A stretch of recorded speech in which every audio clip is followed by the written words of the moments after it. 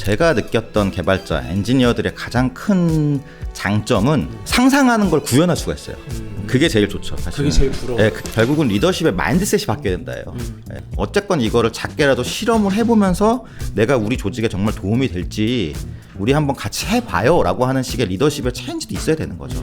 엄밀하게 따지면 이제 장인의 시대가 다시 안 되고 있는 것 같은데 우리만의 어떤 지식적인 벽을 세워놓고 그 안에서 움직였다는 느낌이 들어요. 근데 이제는 그거를 너무 AI가 잘해요. 너무 잘해요. 약간은 좀 우리나라만의 특징 같다는 생각도 해요.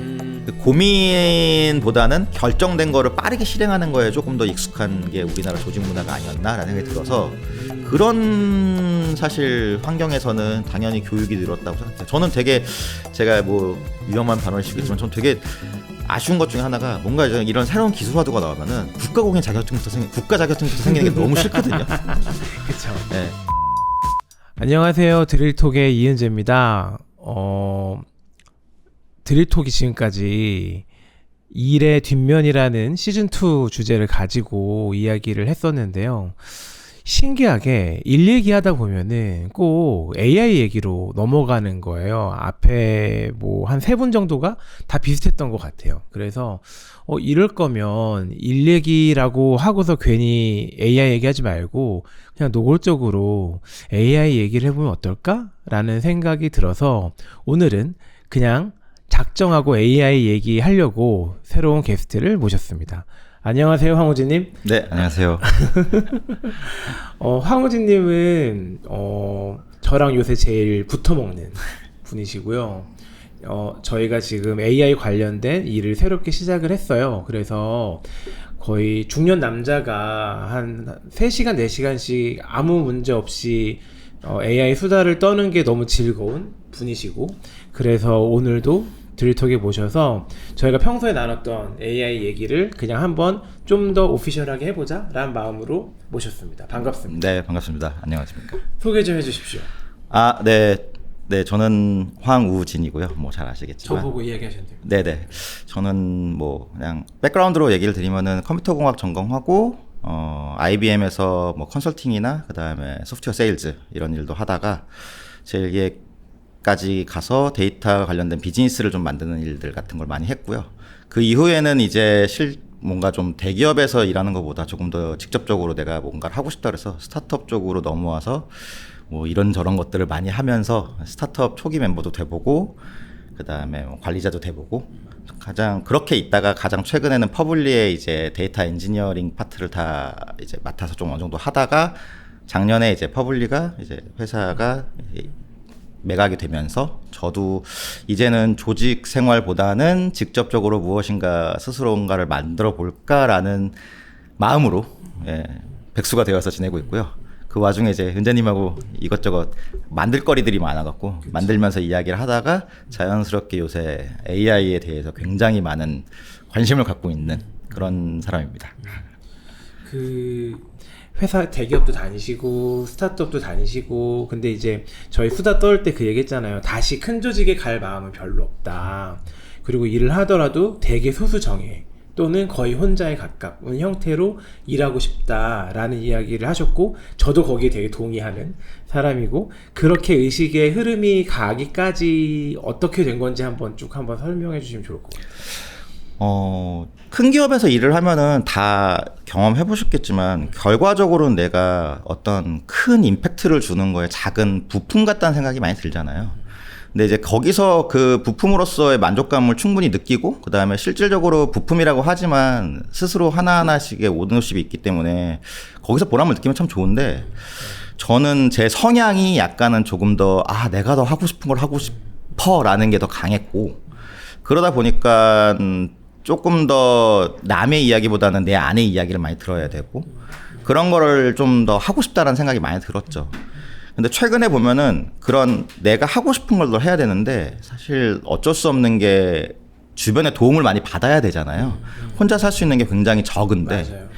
근데 요새 제가 느끼기에는 이제 혼자서 할 수 있는 것들이 많아졌어요. AI를 통한 것들도 뿐만이 아니라 어떤 도구들이 굉장히 좋아지고 있기 때문에 혼자서 이것저것 할 수 있는 거리가 많아지고 있구나라는 생각이 들다 보니까 지금 같은 분위기면은 큰 조직에서 조직의 힘을 빌리는 것도 좋지만 내가 조금 더 작게 계속 무엇인가를 돌려보는 것도 굉장히 좋은 상황이구나라는 생각이 들다 보니까 이제는 큰 조직보다는 내가 직접 작게 뭐 혼자서 하는 경우도 있겠지만 아주 작은 조직에서 움직이는 게 어떨까라는 생각이 많이 들고 사실 전 그래서 요새 솔로프리너라는 말이 되게 시적절한 어떤 단어 그런 개념이라고 생각은 하고 있어요. 그래서 제가 꼭 솔로프리너가 될 것이다라는 생각은 하진 않고 있지만 그런 개념들 자체가 사람들이 이제 더 이상 뭔가 응당 돈을 벌기 위해서는 회사에 가야지가 아닌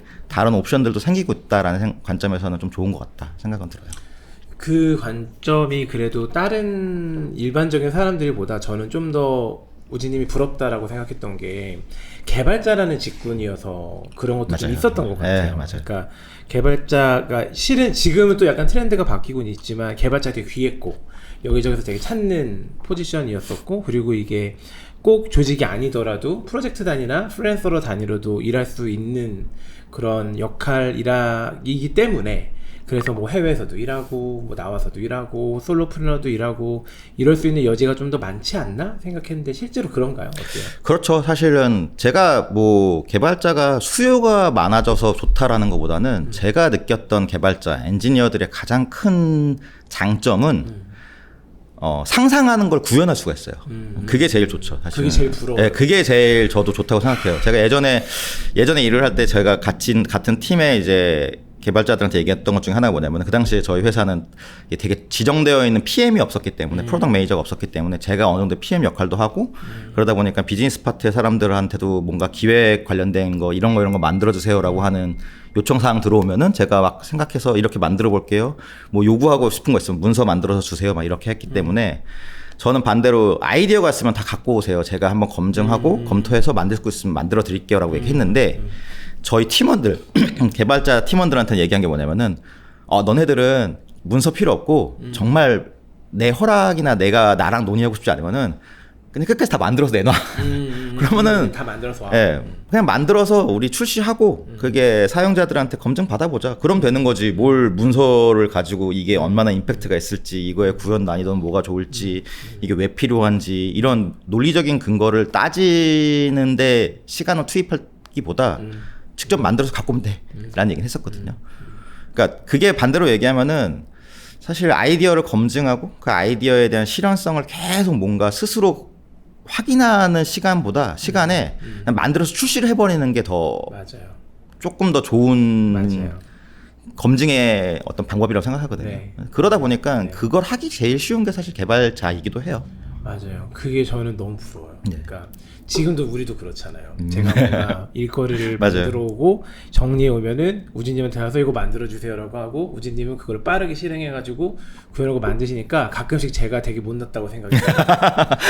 왜냐면은 우진님은 원하면 진짜 워맨 플레이가 가능한데 저는 우진님 같은 분이 옆에 있어야 된다는 생각을 지금은 하거든요. 물론 점점 노코드도 가능해지고 막 우진님한테 배워가지고 뭐 혼자서 이런 거 저런 것도 해보고 클로드도 써보고 MCP도 써보고 그런 걸 하면서 나도 혼자서 아예 못하는 건 아니구나라는 생각이 들지만 여전히 되게 정교한 구현이 필요한 작업을 했을 때의 우진님의 역할이 되게 크기 때문에 그건 진짜 좀 부럽긴 해요. 기획자로서는. 네. 그래서 막 서로 그런 얘기 하잖아요. 저는 한 향후 몇 년 내에 기획자는 다 사라질 것이다 라는 이야기 드리잖아요. 근데 또 우진님 반대로 아니 개발자가 다 사라질 것 같은데 이런 이야기 하시잖아요. 그 관점에 대한 이야기도 좀 해주세요.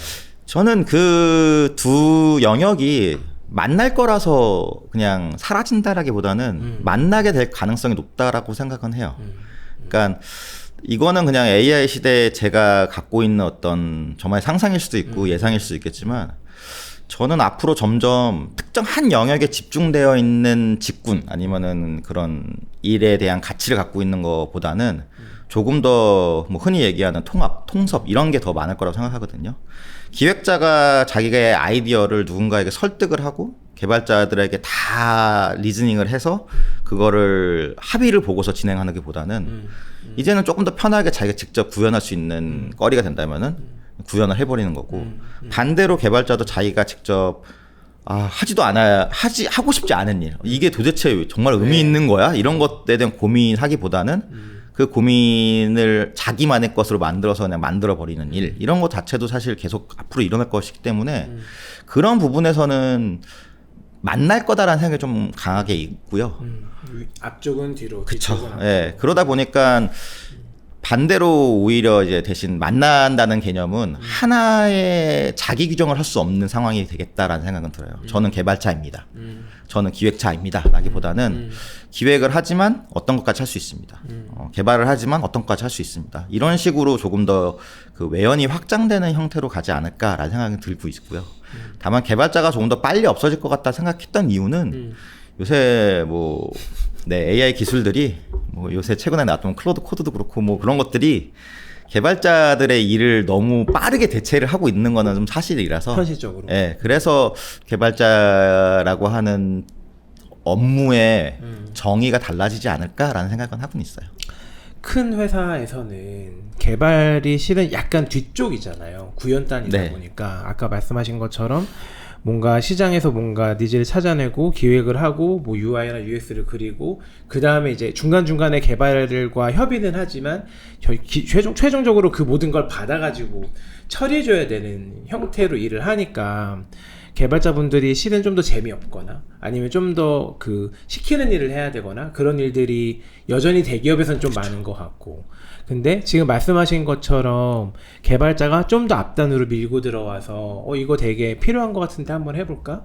아니면 이거 소비자들한테 이거 약간 의미 있는 것 같은데 이거 한번 질러볼까? 라는 것들을 중간 컨펌 과정이나 어떤 프로세스를 확 줄인 상태에서 바로 할 수 있다면 이제 개발자의 경쟁력이나 역량도 엄청 커질 것 같고 그거를 구현하는 서비스도 훨씬 더 빨라질 것 같고 그렇게 검증이 여러 번 잘 된다면 당연히 소비자들도 좋아할 것 같고 그냥 다 선순환이 이루어질 것 같긴 하거든요. 근데 그 구조가 작은 조직에서만 가능한 거 아닌가? 큰 조직에 큰 회사에 너무 태스크가 많은 데서는 그렇게 다들 일은 하고 싶어 하지만 어렵지 않을까요? 그렇죠. 저는 조직이 그래서 요새 한참 최근에 화두가 됐던 큰 회사들에서의 화두가 됐던 게 이제 디지털 트랜스포메이션 이런 것들이라고 알고 있는데 그 디지털 트랜스포메이션이라고 하는 것들에 대한 테마를 던지는 컨설팅 회사들이나 아니면 이런 회사들에서도 계속 얘기하는 게 뭐냐면은 결국은 리더십의 마인드셋이 바뀌어야 된다예요. 예, 그러니까 좋은 도구를 자꾸 도입하는 게 아니라 방금 말씀하셨던 것처럼 디지털을 이용해서 내 업의 본질을 계속 바꿀 수도 있다. 아니면은 지금처럼 순차적으로 기획하고 검증하고 만든다. 이런 거보다는 디지털로 뭔가 조금 더 아예 다른 영역으로 내가 진출할 수도 있다. 다른 영역에 다른 방식으로 일을 할 수 있다라고 하는 마인드셋이 바뀌어야 된다는 게 되게 크거든요.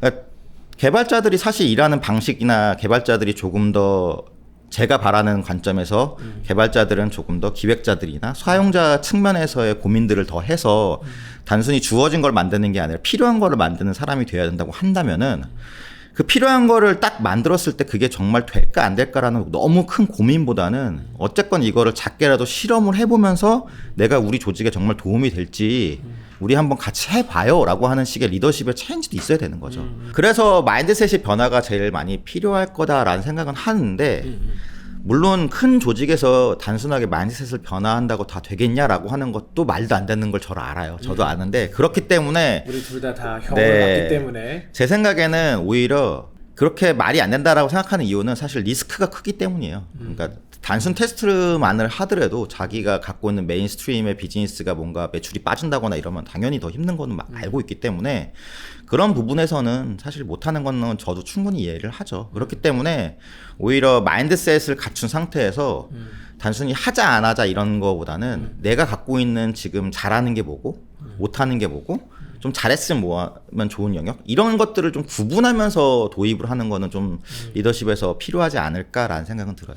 그냥 전체적인 분위기로 우리는 항상 안정적으로 크게 가자 이런 것도 당연히 회사의 전략으로 좋겠지만 앞으로의 바뀔 세상을 본다면은 너무 그거를 모든 영역으로만 확장시키는 거는 회사가 당연히 큰 회사는 그대로 유지가 되면서 더 커질 수도 있겠지만 사실 요새는 큰 회사들도 성장하지 않으면은 다 뭐 꽤 도태될 수도 있는 금방. 가능성들이 많은 것 같아서 그러니까 그거에 대한 두려움들이 네, 다 그래서 뭐 어느 정도의 리스크 테이킹은 계속 하면서 그거를 자기만의 리스크가 무엇인지를 잘 판단하는 거 그게 더 필요할 거고 저는 그런 판단을 하고 리스크에 대한 분리나 리스크를 통해서 이런 영역은 이렇게 가자 이런 영역은 빨리 가자 뭐 이런 것들이 구분만 잘 된다 그러면은 적어도 빨리 가자라고 선택한 영역에서 도입할 수 있는 거리들은 예전보다 훨씬 많았다고 생각해요. 그 중에 하나가 요새 그 AI도 저는 그 측면에서 굉장히 도움이 될 거라 생각하고 있고요. 지금 말씀해 주신 걸 좀 저는 나눠서 이야기해 보고 싶은데 그런 것 같아요. 개발자라고 하는 개인에 있어서 나의 커리어를 어떤 식으로 가져가야 방금 말씀하신 내가 좀 더 이 바뀌고 있는 환경에 진화돼서 적응할 수 있는 개발자 또는 개발자가 아닌 다른 직군으로 성장할 거냐에 대한 관점 하나와 조직 관점에서 지금 우리 회사 망할 것 같은데 이대로 있으면은 그러니까 옛날 되게 클래식한 방식으로 일을 계속 했다가는 지금 다른 데는 난리가 났고 AI로 난리가 나 있는 상태인데 그럼 조직 관점에서는 어떤 식으로 지금 이 환경을 인지하고 변화해야 하는가 요 두 개를 좀 찢어서 한번 이야기해 줘 보시면 어떨까요? 네. 큰 얘기긴 한데 근데 왜냐면은 가능한 게 지금은 개인의 개발자로서의 플레이를 하고 계시고 그전에는 조직에서의 리더를 오래 하셨으니까 둘 다 보실 수 있을 것 같은데. 네. 일단 개발자의 측면에서 먼저 얘기를 드리면은 그게 이제 저의 좀 더 저의 이야기도 하고 제가 같이 일을 했던 팀원들의 이야기도 하니까 하는데 저는 사실 AI가 이렇게 뜨기 전에도 약간 얘기는 했던 부분인데 이거는 이제 제가 대학교 때 사실 들었던 이야기도 해요. 제가 대학교 1학년 때 컴퓨터공학과 들어가서 이제 학교 선배랑 얘기를 하다가 저보다 한 5학번 되는 5학번인가 4학번 노는 선배인데 그 형은 화학공학과였어요. 저는 컴퓨터공학과였고. 그냥 쓸데없는 얘기들만 하다가 형이 물어본 것 중에 하나가 우진이 너는 왜 컴퓨터공학과에 왔어? 무슨 말이에요? 그랬더니 아니 컴퓨터 과학과 그러니까 일반적으로 얘기하는 전상과도 있는데 왜 여기는 컴퓨터공학과라고 해서 공학이라는 이름이 붙었을까? 자기도 화학과가 있는데 왜 화학공학과가 붙었을까라는 얘기를 하더라고요. 그 형이랑 얘기를 하다가 답이 막 엄청 나오진 않았었고요. 근데 그게 저한테는 그러게 공학과 흔히 얘기하는 엔지니어링과 일반적인 사이언스가 뭐가 다르지? 라는 생각을 좀 많이 했었어요. 근데 제가 내렸던 결론 중에 하나는 사람이다라는 생각을 한 적이 있거든요. 결국 사용자가 존재하게 만드는 것. 그러니까 순수한 과학이나 사이언스의 영역은 사실 그 대상이 사용자일 필요는 없어요. 그쵸. 진리의 탐구일 수도 있고 그쵸. 순수하게 알고리즘 뭐 예를 들면 컴퓨터 쪽이라고 하면 알고리즘을 개발한다거나 알고리즘에 필요한 기반 기술을 개발한다거나 근데 그거는 사실 그 사용자가 일반 사용자라기보다는 사실은 업계 사람들이죠. 그렇죠. 그럴 가능성이 높죠. 근데 공학은 결과적으로는 저는 실질적으로 그 공학이라고 하는 그 영역에 직접적으로 이해 당사자가 아닌 일반 사용자들까지를 고려해야 되는 게 공학이 아닌가라는 생각을 많이 하거든요. 근데 이 관점에서 AI가 된다고 했을 때도 저는 여전히 개발자들은 흔히 얘기하는 개발자들이 개발하는 영역이 되게 다양하겠지만 굉장히 많은 영역에서는 결국 사람이 직접적으로 쓰는 제품, 서비스를 만드는 개발자들일 거예요. 그들은 계속 사람을 생각해야 되는 거고 그렇다면은 앞으로 시대에서는 더더욱 좀 더 사람에 대한 사용자에 대한 이해를 더 해야 되는 게 크다고 생각은 하죠. 왜냐면은 엄밀하게 따지면 이제 장인의 시대가 다시 안 되고 있는 것 같은데 저는 개발자들이 지금까지 조금 개발자가 엄청나게 이제 수요가 급증했던 거는 약간 자기들이 장인의 영역, 장인처럼 플레이를 했다고 생각하거든요. 예전에 수공업자 장인들이 했던 것처럼. 이게 일반 분들은 코드 보고서 이야기하는 것들에 대해서 되게 어려워하시잖아요. 근데 저희들끼리는 그 코드 보고서 얘기하는 것 자체가 너무 자연스럽거든요. 야 API 하나 찔러줘. 뭐 저건 어떻게 할 거야? 내가 처리해줄게. 뭐 이런 얘기들 하는 것들도 사실 막 어려워한다는 뭐 그런 웹툰들도 있는데 그게 반대로 얘기하면은 우리만의 어떤 지식적인 벽을 세워놓고 그 안에서 움직였다는 느낌이 들어요.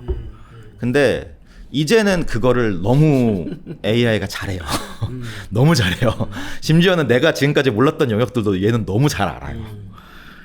그러면은 그 영역에서의 지식적인 노하우가 과연 나에게 진정한 경쟁력이 될 수 있을까라는 생각에서 저는 좀 퀘스천 마크가 계속 붙어요. 그러면은 반대인 경우는 뭐가 있지라고 한다면은 결국은 사용자들이 무엇을 원하는지를 찾을 줄 알아야 된다는 거고 사용자가 무엇을 원하는지 알고 있는 사람과 더 대화를 잘하는 것도 필요하다고 생각은 해요. 흔히 얘기하는 소프트 스킬일 수도 있는데 개발자들에겐 저는 앞으로는 그런 소프트 스킬이 훨씬 더 중요하고 그런 소프트 스킬들은 결과적으로는 여러 사람과의 이야기, 여러 사용자와의 이야기가 될 거기 때문에 또 하나 중요한 부분은 조금 더 큰 그림으로 보는 거. 이거를 약간 엔지니어스럽게 얘기하면 저는 아키텍처를 더 잘 보는 사람, 구조를 더 잘 보는 사람이 좀 좋다고 생각을 하고 그 다음에 운영을 조금 더 그 아키텍처를 바탕으로 해서 꾸준히 운영을 할 때 필요한 것들도 고려할 수 있는 사람. 이런 게 실질적인 개발자의 좀 필요한 전체 영역일 거라고 생각은 하고 있는 거죠. 이게 조금은 이게 저한테는 다시 도돌이표 같은 느낌이라는 거 하는 게 뭐냐면은 이제 제가 이제 컴퓨터공학과를 들어갔던 2000년대 초반에는 사실 그때가 딱 인터넷 버블의 정점일 때였던 거죠. 그래서 저 때는 저희 주변에 있는 모든 나름 내놓으라는 학교들은 다 컴퓨터공학과 굉장히 그 순위가 높았었어요. 그때는 근데 인터넷이라고 하는 시대에서 나오는 개발이었기 때문에 지금처럼 무엇인가 뭐 프론트엔드 개발자, 백엔드 개발자 무슨 그런 식의 영역들이 없었고요. 그냥 다 했었어야 돼요. 근데 지금 결과적으로는 지금도 제일 많이 쓰이고 있는 거는 뭐 앱이든 웹이든 어떤 제품들은 그 인터넷의 큰 얼개에서 벗어나진 않아요. 그쵸. 화면이라고 하는 클라이언트가 있고 컨텐츠를 제공해주는 서버가 있고 이 두 개가 통신을 하면서 데이터가 넘어오고 클라이언트에서 보여주고 사용자 UI, UX를 인터랙션을 하는 부분 이 큰 얼개는 벗어난 적이 없거든요. 근데 그 안에서 왜 우리 쪽 개발자 엔지니어는 이렇게 많은 직군과 기술과 도구들이 생겼을까라는 생각이 가끔 들어요. 이건 제가 볼 땐 순수하게 사용자 측면에서의 변화는 아니었다고 생각해요. 은재님이 보실 때 20년 전과 지금의 웹을 사용을 하시면서 웹이나 앱을 쓰시면서 와 여기 이제 점점 더 나를 위해서 이런 기술들을 개발됐구나라는 걸 직접적으로 느끼신 적이 있나요? 많지 않죠. 그렇죠. 그냥 나는 여전히 화면이 있고 그 화면에서 나는 인터랙션을 하는 것뿐인 거고. 클릭을 하는데 네. 좀 쾌적하냐 아니냐. 그렇죠. 디자인이 이뻐졌냐 안 이뻐졌냐, 스무스하게 움직였냐, 아 인터넷이 좀 빠르네. 이 정도의 느낌인 거지. 그 안에 얘는 클라이언트 프론트엔드 개발을 할 때 어떤 게 중요해졌고요. 얘는 백엔드에서 서버에서 데이터를 처리할 때 이런 부분이 좋아졌고요. 얘는 데이터베이스에서 이런 게 훨씬 좋아졌고요. 뭐 SQL이 구조적으로 잘 맞지만 NoSQL이 훨씬 더 좋고요. 성능이 좋고요. 이런 얘기들은 일반 사용자 입장에는 아무런 소용이 없는 얘기들이에요. 근데 이런 부분들이 한 근 20년 가까이 엄청나게 많이 폭발적으로 증가를 했거든요. 근데 그게 나쁘다는 게 아니라 그거는 반대로 얘기하면은 수요가 많은 거고 수요가 많은 사용자들을 위해서 순수하게 생산자의 관점, 메이커의 관점에서만 쭉 늘어난 기술이었다는 거죠. 그 얘기는 생산성이라고 하는 게 좋아지는 관점에서만 늘어났던 거지 실질적으로 근원적으로 사용자가 좋아하는 관점에서의 변화는 아니었다고 생각해요. 근데 그렇다면은 이제 AI가 앞으로 점점 더 발전을 한다면은 이 메이커 관점에서의 일들은 인간을 대체하기가 되게 쉬울 거예요. 왜냐하면 굉장히 구조적인 일들이거든요. AI가 지금도 가장 잘하는 거는 정형적이고 구조적인 일들을 빠르게 대체하는 건데. 루틴하게 하는 거. 그렇죠. 예. 되게 잘하는 것들의 영역을 앞으로도 계속 뺏길 수 있다는 거죠. 그쵸. 그 얘기는 결국 개발자가 나는 사용자 사이드보다는 내가 갖고 있는 이 기술에 그리고 이게 얼마나 다른 개발자와의 생산성을 높일 수 있어요. 이런 거에 집중하기보다는 조금 더 사용자 친화적으로 그 다음에 비즈니스나 어떤 임팩트 아니면 어떤 이 결과치가 주는 영향 이런 것들에 조금 더 신경을 쓰는 개발자들이 조금 더 가치 있는 개발자가 되지 않을까라는 생각은 들고 있죠. 지금 이야기를 그냥 제가 씹어 삼킨 방식으로 설명해 볼게요. 그러니까 그렇게 생산성을 높이고 개발이라는 것 자체를 고도화하는 거는 점점 더 AI에게 영역이 넘어갈 테니 좀 더 그렇게 생산성을 높여서 사용하는 유저 관점에서 더 뷰가 열리고 더 스킨십이 크고 여기에 더 호기심과 관심이 많은 사람이 더 앞으로 적응하기는 좀 더 쉬울 것이다 라고 이해하면 될까요? 네, 저는 적응도 적응인데 이게 의외로 제가 많은 엔지니어들을 만나봤을 때 생존인가? 그러니까 자기의 기질하고도 연결이 된다고 생각해요. 그쵸. 저는 엔지니어들은 어쩔 수 없이 아티스트의 기질이 있다고 생각하거든요. 그 얘기는 반대로 얘기하면은 사용자보다는 내가 만든 결과물에 조금 더 집중하는 사람들이 있어요. 그것도 되게 좋은 건 맞지만 그리고 천재적인 무언가가 필요한 영역도 있잖아요. 그거는 그것도 되게 필요한 영역이에요. 사실 지금 저의 AI도 다 사용자보다는 기술의 목소리를 기울였던 사람들이 만든 거죠. 그러니까. 그런 사람들이 다 만든 거니까 당연한 겁니다. 그거는 당연히 필요한 영역은 맞는데 모든 엔지니어가 다 그럴 필요는 없다고 생각은 해요. 그래서 자기의 기질이 아까 방금 말씀하셨던 어떤 그런 사용자 측면에서의 적응이라기 사용자를 친화적으로 적응해야 된다라기보다는 자기의 기질이 난 충분히 사용자와의 이야기 이 기획자와의 이야기 그들이 생각하고 있는 것들을 현실로 솔루션을 구현해 줄 수 있어 라고 하는 마인드셋이 있다면은 그런 식으로 가는 것도 정말 나쁘지 않다고 생각은 해요. 아니면은 자기가 그런 일을 하고 있다면 제품 엔지니어라면 제품을 뭔가 만드는 엔지니어라면은 조금 더 그런 생각을 해보는 게 맞다고 생각을 하고 근데 나는 그런 거보다는 여전히 나의 기질 나의 성향이 나는 오롯이 무엇인가를 끊임없이 탐구하고 연구해서 정말 세상에 좋은 무엇인가 그러니까 그 세상이 좋다라는 게 어찌됐던 간에 다른 모든 엔지니어들이나 다른 내 주변 사람들이 인정할 수 있는 어떤 기술 같은 거를 한번 만들어 보고 싶어라고 한다면은 그건 또 그쪽을 집중해도 된다고 생각은 하고 있죠. 근데 이제 저도 개발자분들이랑 일을 좀 해봤잖아요. 그러니까 실은 저 좀 힘들었거든요. 그러니까 말을 이해를 잘 못하겠는 거예요, 제가. 그러니까 그리고 저는 어디 가면은 그렇게 말을 이해를 잘 못하는 애는 아니란 말이에요. 어지간하면 이해할 수 있고 그리고 정말로 열심히 노력하면 어지간한 거는 다 커버할 수 있는데 진짜 좀 어려웠었어요. 왜냐면 그게 좀 내용이 전문적이기도 했고 그리고 아까 딱 우진님 말씀하신 것처럼 외부의 유저 커뮤니케이션과 스킨십보다는 이거를 어떻게 잘 만드느냐에 되게 포커싱된 친구들이 제 경험상으로는 주니어 레벨에선 더 많았던 것 같아요. 주니어 레벨에선 더 많고 이제 더 경력이 쌓일수록 그런 여러 가지 커뮤니케이션과 그런 거를 하는 능력들이 올라오고 그걸 끝판왕으로 만든 게 저는 우진님이었거든요. 그러니까 일상 자연어로 완벽한 소통이 가능한 개발자를 저는 거의 처음 만난 거였었어요. 감사합니다. 그래서 그게 연차도 되게 중요한 걸까요? 저의 경험이 모두를 대표할 수는 없지만 연차 문제는 아닌 것 같아요. 네, 그거는 연차 문제는 아닌 것 같고 정말로 태도의 문제 같아요. 이거는 좀 태도의 문제에 가깝다고 생각은 합니다. 왜냐면은 사실 저는 제 커리어가 약간 어떻게 보면 컨설팅으로 그러니까 컴퓨터공학을 제 커리어가 좀 되게 특이했던 포인트라고 생각하는 건데 저는 컴퓨터공학을 전공을 했지만 실질적으로 비즈니스 사이드에서 일을 시작한 거는 컨설팅이었고 그 컨설팅은 문서로 장표를 만드는 일이었었어요. 그러다 보니까 코드가 아니라 장표를 만들었어야 되는 것도 되게 일단 첫 번째 어떤 나름의 저만의 도전이었죠. 그리고 그런데 어쨌건 제가 일했던 부서들은 결국 데이터를 가지고 비즈니스를 바꾸는 영역들에 대한 컨설팅 부서였기 때문에 어쨌건 제 백그라운드라고 할 수 있는 데이터를 다루고 뭐 이제 컴퓨터 쪽에 어떤 뭐 컴퓨터 사이언스에 관련된 부분들에 대한 배경 지식 이런 게 굉장히 도움이 많이 됐단 말이에요. 근데 그거를 단순하게 장표로 만들었다라고 해서 문서로 만들었다고 해서 이해할 수 있는 건 아니잖아요. 결국은 그런 것들은 사람이 이야기하는 것들이 기술로 바뀌기 전에 이게 중간에 왜 바뀌어야 되는지나 바뀔 때 필요한 요소가 무엇인지 정말로 사람들이 생각하고 있는 비즈니스 사이드에서 원하는 요소가 무엇인지 이런 거를 파악해야 돼 라고 하는 어떤 태도의 문제지 그게 나는 알고 싶지 않아 라고 해버리면은 그거는 아무리 지식이 많이 컴퓨터 쪽 사이언스나 아니면 공학 아니면 시스템 설계 이런 것들에 대한 지식이 아무리 많아도 그거를 바꿔주는 거는 쉽지 않다고 생각은 해요.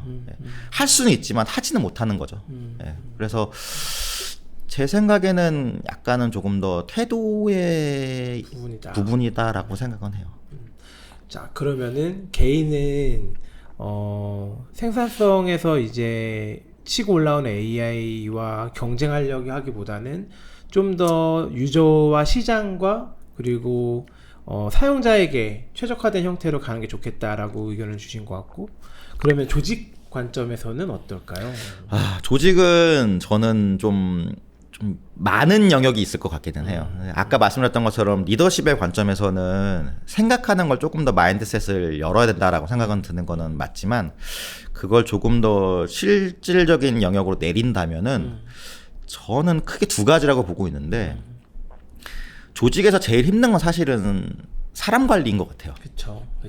왜냐면은 사람 자체 한 명 한 명이 실질적으로 일을 할 때 그들끼리 협업을 하면서 좋은 성과를 만들어내야 되는데 이게 협업이라고 하는 게 단순히 사람의 마인드, 사람끼리의 서로의 어떤 좀 자기들만의 케미 같은 게 좋을 때 다 되는 경우도 있지만 그들이 갖고 있는 하나하나의 본질적인 이 업무에 대한 역량의 수준들이 높을 때도 잘 되잖아요. 맞아요.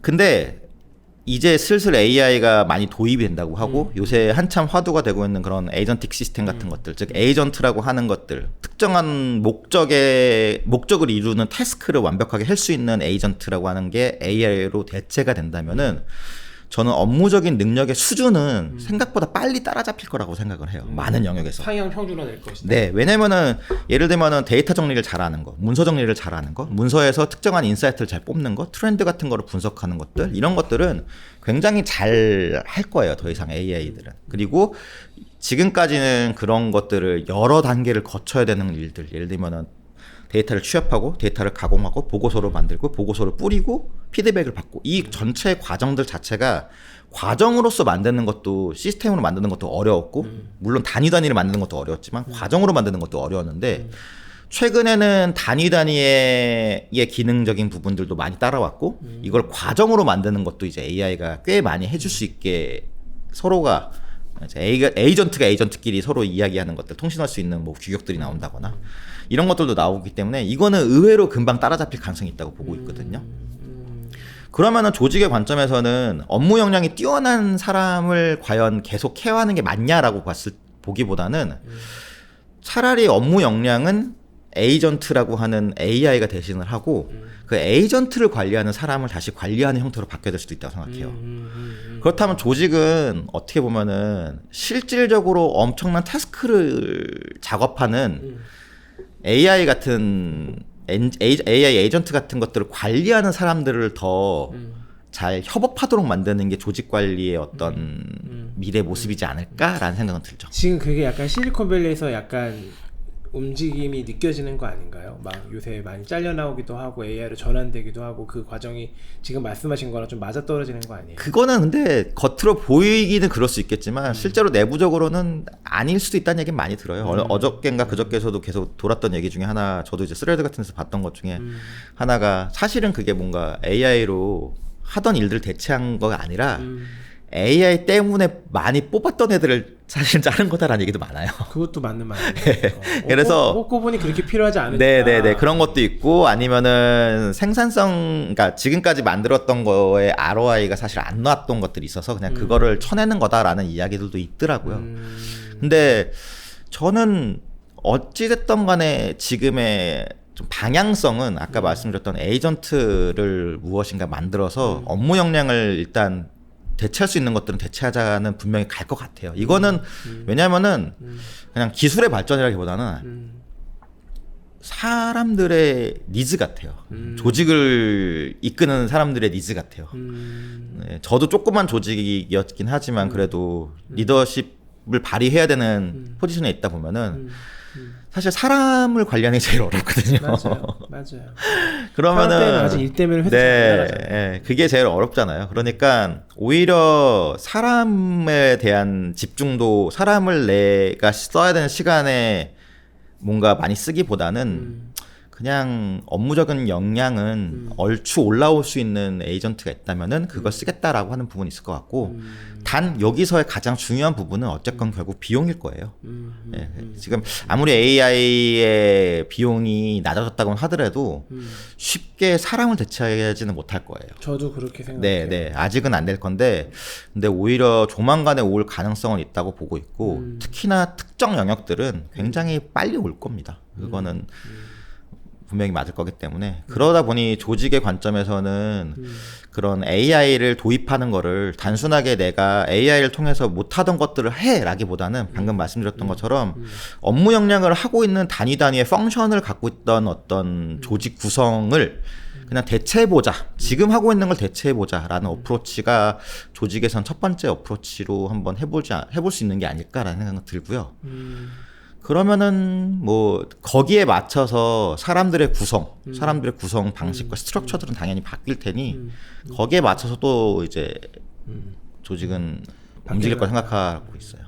그러니까 이런 거잖아요. 그러니까 뭐 은재라고 하는 애가 일을 할 때에 이 일만 하는 게 아니잖아요. 일을 막 한 10몇 가지를 하는데 그 안에는 문서를 작성한 것도 있을 거고 메일을 쓰는 것도 있을 거고 엑셀을 만든 것도 있을 거고 사람을 만난 것도 있을 거고 계약을 하는 것도 있으니까 너무나 많은 펑션이 존재하는 거고 그 펑션을 찢어가지고 쪼갠 다음에 그 어떤 펑션을 대체해 줄 수 있을 만한 에이전트가 물리고 사람은 그 에이전트를 관리함으로써 예전에 내가 계약서 한 일주일에 한 3개 쳐냈다면은 그냥 얘가 한 30개 쳐내는 거 맞는지 틀린지 체크한 형태로 변화할 것이다. 뭐 이렇게 이해하면 네, 비슷한 목적일 거라 생각해요. 되는 거죠. 그러니까 이제 결국 그러면 그거가 중요해지는 것 같아요. 그러니까 항상 우리가 업무 아레나를 가지고 스트레스 받지 않습니까?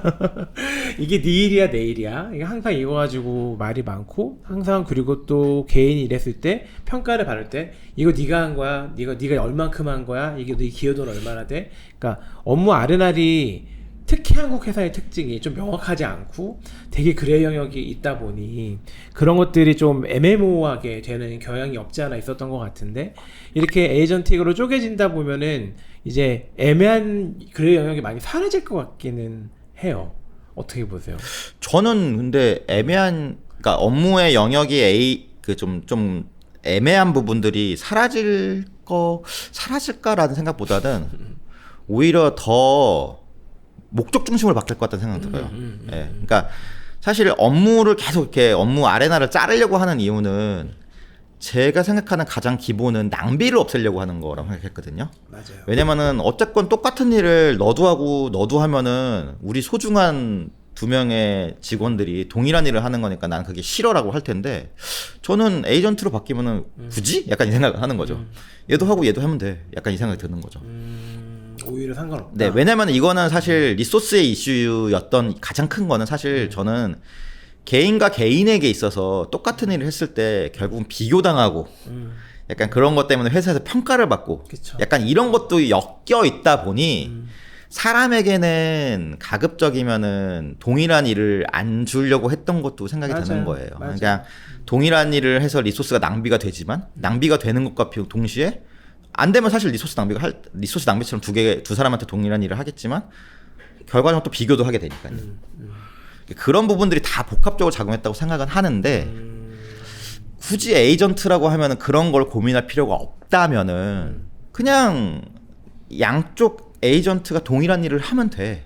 다만 그 일을 해서 나온 결과치가 달라야 돼.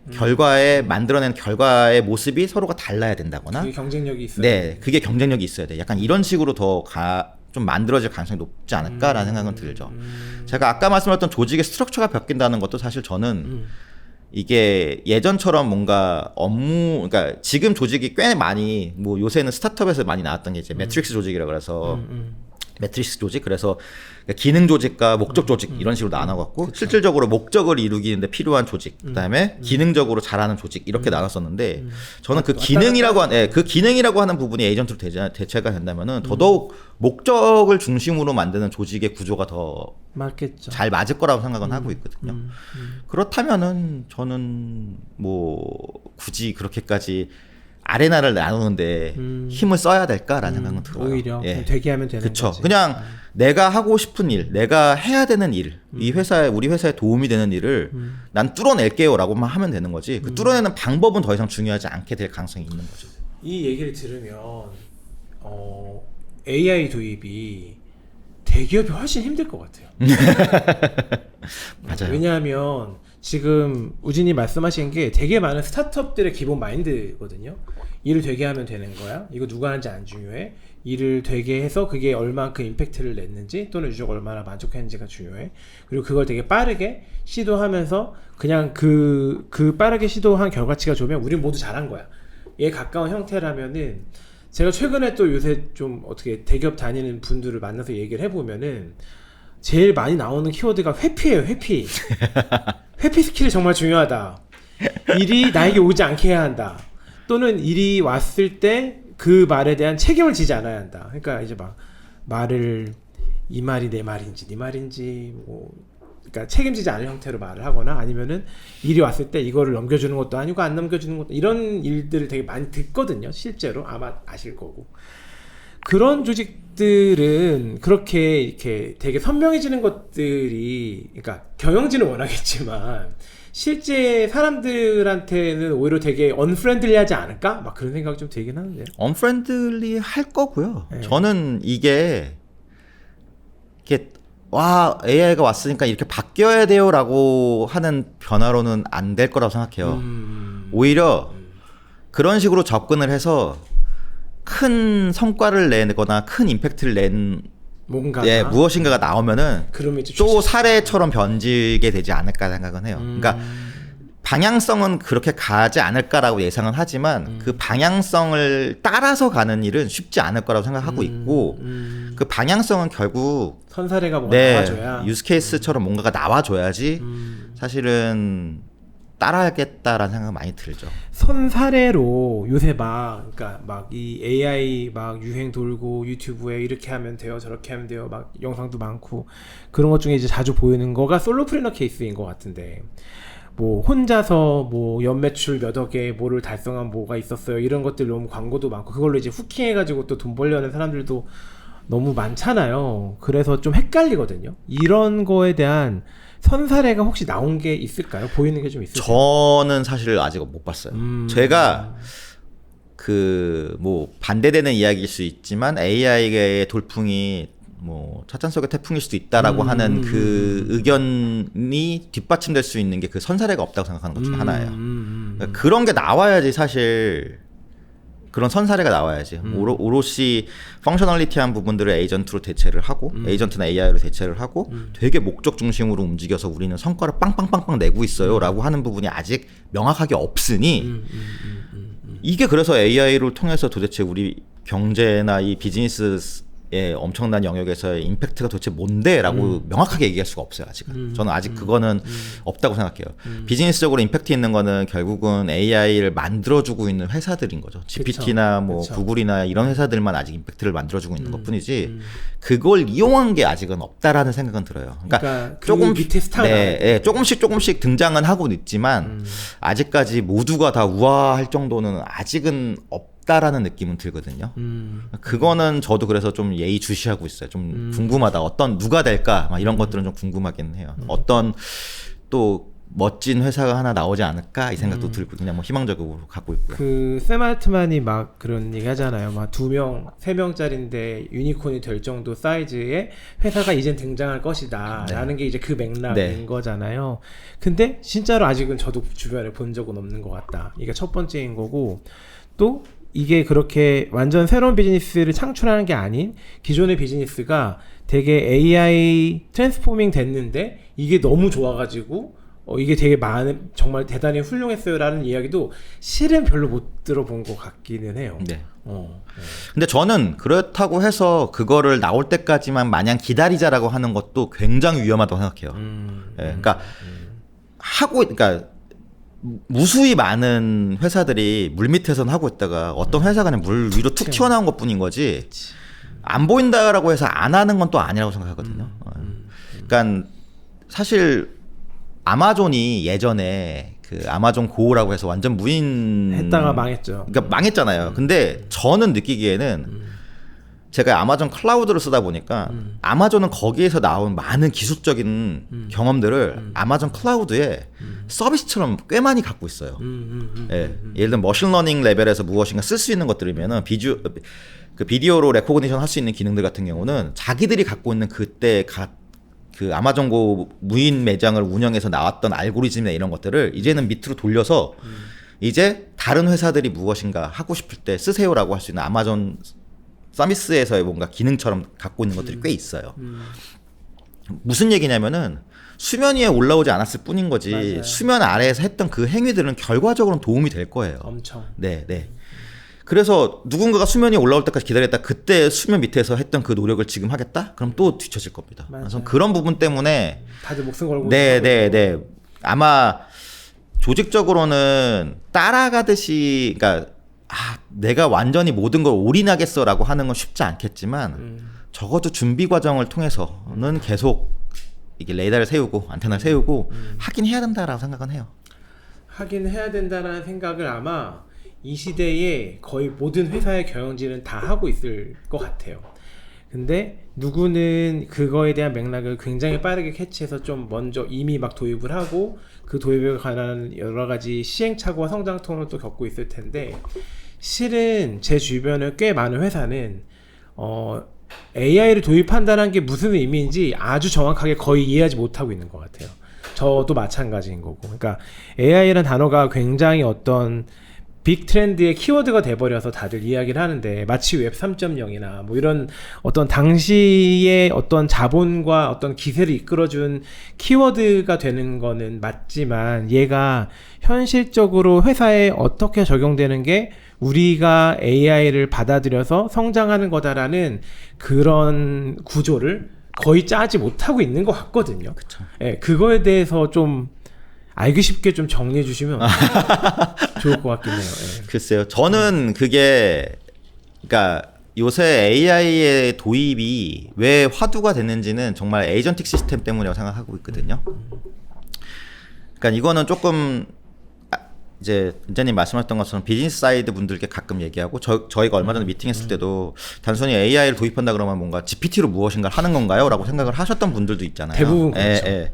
근데 어쨌건 GPT 때문에 발현된 변화는 맞아요. 그거는 LLM이라고 하는 거대 언어 모델 때문에 발현된 건 맞는데 제가 가끔씩 말씀드리고 싶은 부분, 그러니까 비즈니스 사이드나 제가 아시는 분들께 얘기해 드리는 게 이게 왜 큰 변화냐면은 맥락을 인식할 수 있는 기반이 만들어졌다고 생각하고 있거든요. 이게 사실 예전에 IBM 있을 때 저희가 IBM 있을 때도 굉장히 많은데 IBM은 그런 거를 이제 코그니티브 컴퓨팅이라고 불렀었어요. 인지 컴퓨팅이라고 한번 자기들이 엄청 썰을 또 풀어갖고 이제 막 했었어요. 인공지능. 그래서 아마 꽤 몇 년 전에 꽤 예전에 막 IBM 인공지능이 제퍼디라고 하는 미국 퀴즈쇼 나가서 막 우승하고 했던 게 있거든요. 제퍼디 쇼를 아직도 해요?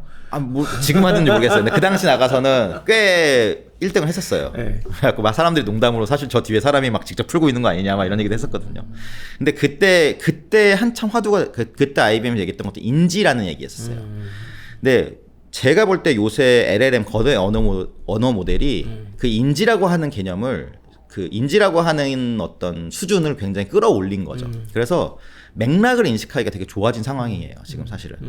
왜 지금까지의 IT 시스템들이 항상 그렇게 조금씩 모든 영역에 파괴적으로 들어가 있지 않았냐면은 맥락을 인식하기에는 너무 많은 자원이 필요했어요.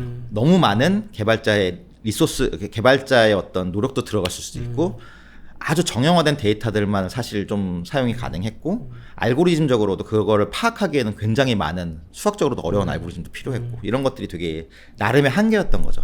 그러다 보니까 당연히 자연스럽게 많은 사람들이 쓰는 맥락, 많은 사람들이 공통적으로 쓰는 맥락. 가장 대표적인 게 사실 커머스예요. 커머스에 매출 들어오고, 주문이 들어오고, 주문을 이제 배송해야 되는 걸 바꿔주는 상태 변경시키고, 그러니까 배송을 위해서 어떻게 바꿔줘야 되는 거고, 뭐 그다음에 상품을 어떻게 갖고 오고, 상품 관리는 어떻게 하고 이런 것들은 엄청나게 많은 사람들이 하는 공통된 영역이기 때문에 그런 거는 리소스를 투자해서 지금까지 시스템을 만들었던 거죠. 근데 이거는 반대로 얘기하면은 그거랑 조금이라도 변하는 맥락이 약간이라도 변동이 된다면은 다시금 개발자나 다시금 리소스가 투입해서 바뀌었어야 되는 거죠. 근데 그 맥락의 인식 자체가 이번에 LLM이라고 하는 아이들이 되게 쉽게 좀 파악할 수 있는 거죠. 많이 써보셔서 알겠지만 GPT 같은 거에 내가 쓴 거를 넣고서 도대체 무슨 얘기야라고 이야기하는 것들, 무슨 얘기야라고 좀 요약해보면 요약 잘 되고. 뭐 난 이런 일을 하고 있어. 나 뭐 어떤 뭐 매출이 주문이 들어왔어. 주문은 어떻게 정보를 관리해야 돼? 뭘 해야 돼? 뭘 해야 돼? 뭘 해야 돼? 이런 거 그냥 인식하고 네가 이걸 정리해서 어떤 식으로 바꿀 건지 한번 다른 이야기도 다른 식으로 변환도 해봐. 이런 것도 너무 잘 되는 거죠. 이게 뭐냐면은 전반적인 상황에 대한 인식 자체가 정말 좋아진 거거든요. 근데 반대로 얘기하면은 상황이 인식이 된다는 얘기는 그 상황이 인식됐을 때 필요한 조건들 아니면 내가 실질적으로 그 상황에 맞춰서 행동해야 될 액션들에 대해서 직접적으로 이제 뭔가 그러니까 액션을 실행할 수 있는 프로그램 같은 걸 개발하기도 좀 더 좋아진 상황이라고 생각하고 있는 거죠. 인식이 어렵기 때문에 그 인식에 따른 액션을 만드는 것도 어려웠는데 인식이 쉬워진다 그러면 액션을 만드는 거는 생각보다 어렵진 않거든요. 그런 얘기는 AI가 도입이 되면은 많은 조직들이 생각해야 되는 거는 내가 지금 하고 있는 일을 이해할 수 있는 애가 하나 생겼어. 이해할 수 있다는 얘기는 그 상황에 맞춰서 유두리 있게 무엇인가 액션을 할 수 있는 가능성도 열린 거야. 그 액션을 사람이 아니라 프로그램이 해줄 수도 있겠는데 이 생각을 해주신다면은 AI를 도입한다라는 거가 어떻게 도입해야 될까라는 관점에서는 조금 더 폭이 넓어질 수 있는 거죠. 그냥 뭔가 컨텐츠를 만드는 거야? 아닐 것 같은데? 컨텐츠 만들 때도 필요한 것들, 데이터 갖고 오고 싶어요. 이미지 수집하고 싶어요. 이런 것들도 단순하게 야 어디 가서 어느 사이트 가서 이런 이미지, 그러니까 A라는 이미지 수집해와라고 했는데 그 A라는 거를 좀 더 맥락에 넓게 폭넓게 만들 수 있거든요. 야 그냥 카메라가 들어가 있는 이미지를 수집해줘. 예전 같으면은 그 카메라를 인식하려면은 엄청난 프로그래밍 노력이 필요했어요. 하지만 이제는 많이 편해진 거죠. 그런 것들이 점점 좋아진 게 이번 AI의 어떤 변화라고 생각하기 때문에 조직에서 도입을 하고 싶으신다면은 저는 그런 관점으로 내가 하고 있는 일을 전체를 이해할 수 있게 어느 정도는 이해할 수가 있을 것 같고 이해가 된다면은 그 단위에서 이해를 해서 유두리 있게 대응해야 되는 것들도 뭔가 기계가 대신해 줄 수 있지 않을까 정도의 생각만 해주셔도 전 좋을 거라고 생각은 해요. 그게 그러니까 일반인들의 잘못된 오해가 그러니까 저는 그게 되게 인상적이었거든요. AI 도입으로 아마 유튜브 컨텐츠에서 제일 오고 가는 많은 질의 응답은 제 직업을 언제 AI가 대체하나요? 또는 AI에게 대체되지 않을 직업은 무엇인가요? 라는 아티클이 너무나 많이 맞아요. 나오고 있는 게 그런 것들을 잘 모르는 사람들의 두려움과 오해에서 출발한 것 같고 지금 우진님 말씀을 들어보면은 나의 대체라기보다 내가 하는 일을 더 현명하게 편리하게 빠르고 정확하게 할 수 있는 방법을 찾아준다라는 접근인 것 같거든요. 저는 그게 뭐 과도기일 수는 있을 것 같아요. 언젠가 저 먼 미래에는 뭐 나뿐만 그쵸. 아니라 그냥 다 인간을 알죠. 대체하는 뭐 인공 AGI가 나오니 그런 얘기하는데 그거 지금 모르겠고 먼 얘기 저는 지금 별로 안 하고 싶고 아주 근미래나 아주 그냥 요 근래에서 내가 AI를 사용한다는 의미 이꼴은 결국은 내가 하는 일의 일부들을 AI화 시켜서 내 일을 좀 더 편하게 만들어 준다 정도의 레벨인 거라고 이해하면 될까요? 그쵸. 그게 어떤 조직의 단위 조직 구성원들은 편하게 해준다 인 것도 있는 거고 조직의 리더십이나 조금 더 조직 전체를 바라보는 사람이면은 대체할 수 있다라는 생각도 좀 들 것 같긴 해요. 근데 이게 또 그 어려운 점 중에 하나가 AI의 전환을 조직에서 하기보다는 개인에게 자꾸 숙제를 미루고 있다라는 느낌이 좀 있어요. 그러니까 뭐냐면은 교육이 엄청 발달해.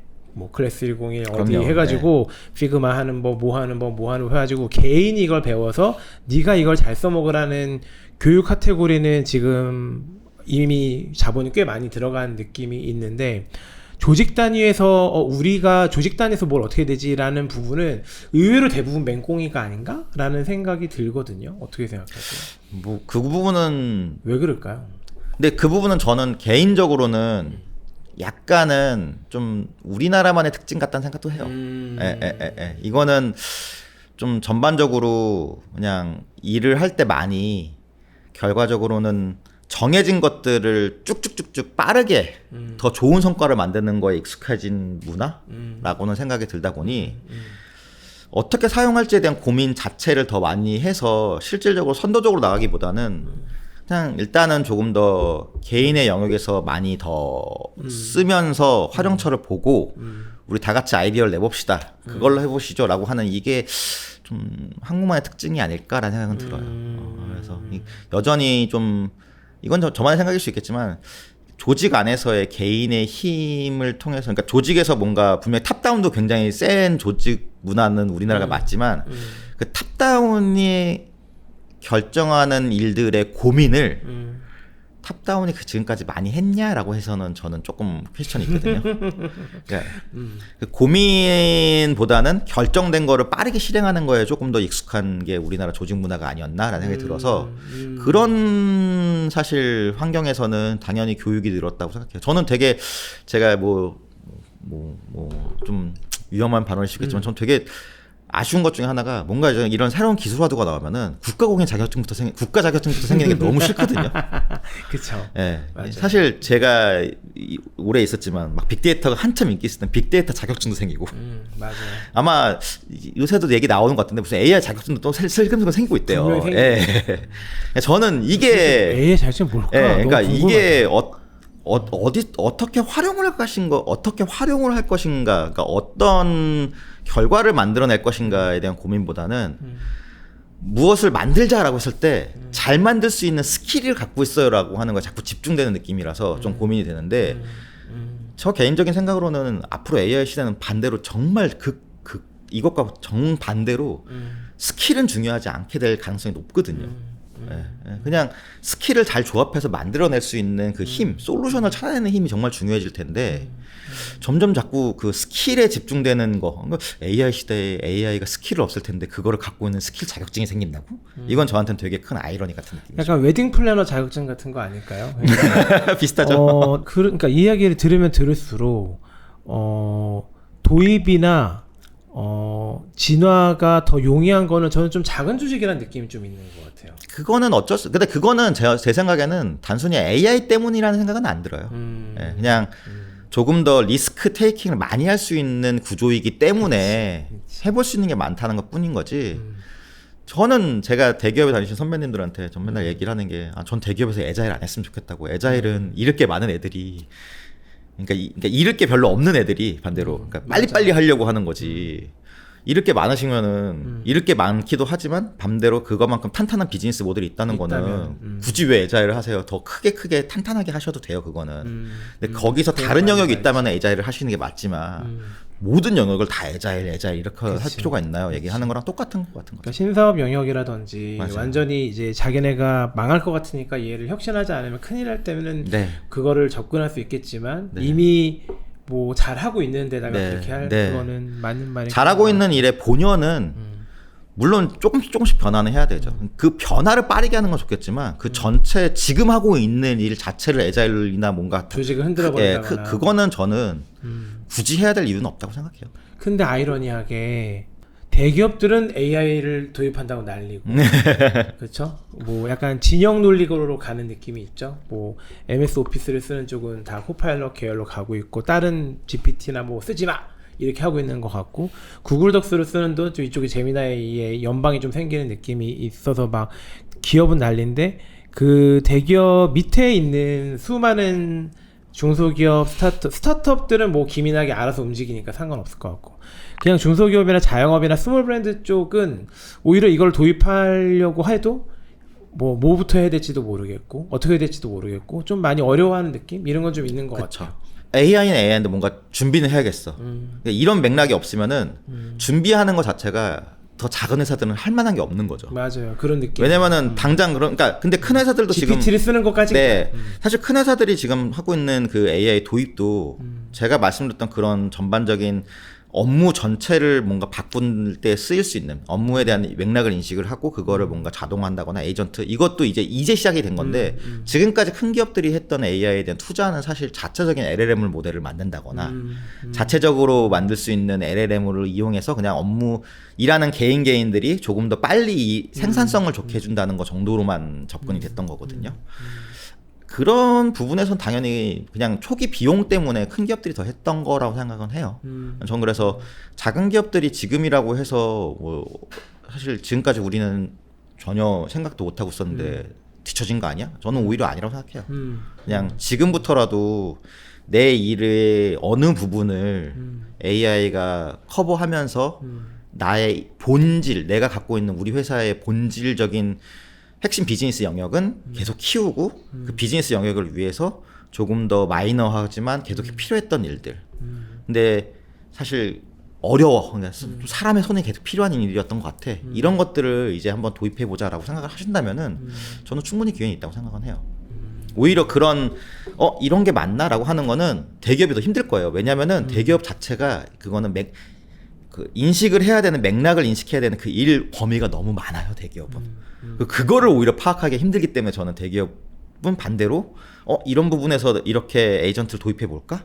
약간 이런 생각을 하기 더 어려울 거 생각하거든요. 그러니까 이 얘기를 좀 더 노골적으로 얘기해 보면 정무적인 감각이 굉장히 중요하잖아요. 근데 이제 에이전트는 정무적인 감각을 커버해 주기엔 좀 아직은 좀 어려울 테니 그런 것까지 다 고려해서, 그러니까 보통 일을 할 때 A랑 B 중에서 A가 일을 잘하니까 일을 맡기자가 아니잖아요. 그렇게 되죠. 여러 가지 배경과 고려 요소가 너무 많아요. 이 사람과의 관계와 얘의 어떤 성장과 이거를 다 고려해서 네. 하는 거가 더 많으니까 그쵸. 그런 데서는 AI가 들어갈 여지가 오히려 더 적어질 수도 있어요. AI가 들어갈 수 있는 영역이다라고 판단하기까지 고려해야 될 요소가 많으니 너무 많죠. 당연히 시간은 더 걸리겠죠. 그런 회사도 나오겠네요. 그냥 미친 듯이 에이전트를 잘 개발하는 회사들도 나올 것 같아요. 저는 나올 거라고 보고 있어요. 되게 그러니까 그런 어프로치를 하고 있는 회사들은 앞으로 꾸준히 생길 거라고 생각해요.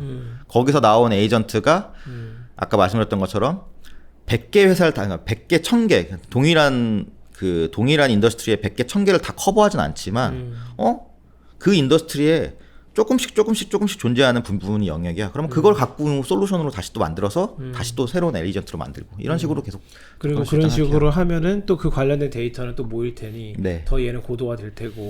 데이터가 모이는 것도 있겠지만 저는 업무가 어느 정도 비슷비슷해진다거나 반대로 뭐 지금도 마찬가지지만 어떤 커머스는 하다가 분명히 대동소이하게 비슷한 커머스 영역을 하다가 갑자기 뭔가 빵 튀는 회사들이 있잖아요. 그럼 그 회사만의 노하우가 또 전파될 수도 있고 이럴 수도 있을 것 같아요. 그렇죠. 역시나 저희 예상과는 다르게 이야기가 진행되는 것 같습니다. 처음에는 AI 비즈니스 이야기를 하려고 했는데 실은 비즈니스 이전에 좀 더 구조적인 이야기와 배경에 대한 이야기와 AI 전반에 대한 이야기가 일부였었던 것 같아요.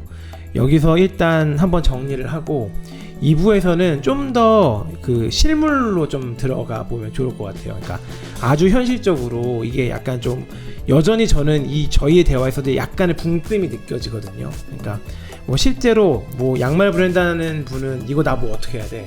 아니면은 대기업에서 이 펑션에 있는 분들 나 어떻게 해야 돼? 뭐 홍보에서 뉴스 클리핑 하던 사람들 나 어떻게 해야 돼? 이런 식으로 이제 에이전트가 나올 수 있는 영역에 뭐가 어떻게 이루어지면 좋을 텐데 대부분의 사람들은 그거를 어떻게 만들어야 될지도 모르고 어느 에이전트를 찾아가야 될지도 모르고 또는 어떻게 접근해야 될지 대부분 모르기 때문에 그런 것들에 대해서 현실적으로 어떻게 하면 좋을지를 가지고 좀 더 2부에서 이야기해보면 좋을 것 같습니다. 네, 알겠습니다. 잠깐만 쉬었다 할까요? 네.